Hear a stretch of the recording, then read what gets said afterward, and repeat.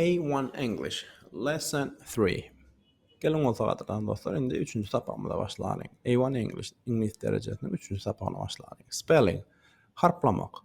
We can use the alphabet in order to spell words. Biz sözleri harplap aytmak üçün ingilis dil harflaryny ulanıp bileriz.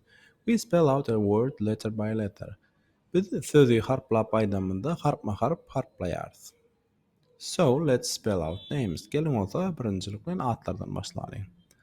My name is Oves. Menin adım Uwed. Oves. Soraq. How do you spell Oves? Uwed adı nädip harplayan?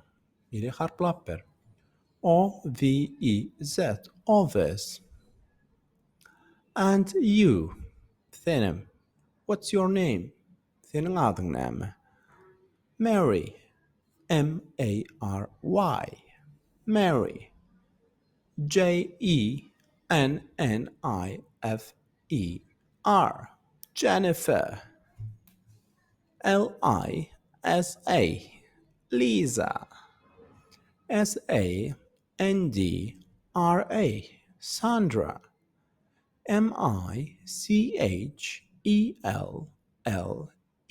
Michelle. James. James. David. David.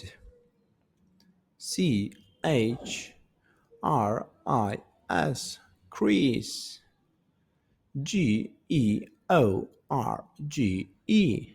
George.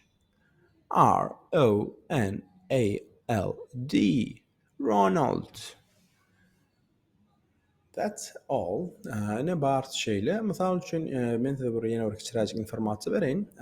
Köplenç daşary ýurdun raýatlar bilen ingilis dilini gürleşen wagtyňyz öz türkmen adyny aýtsaňyz, olar düşünmeýär köplenç. Misal üçün Wed diýseň ýa Murat diýseň ýa ýene bir zat diýip öz adyny aýtsaň, olar düşünmeýär.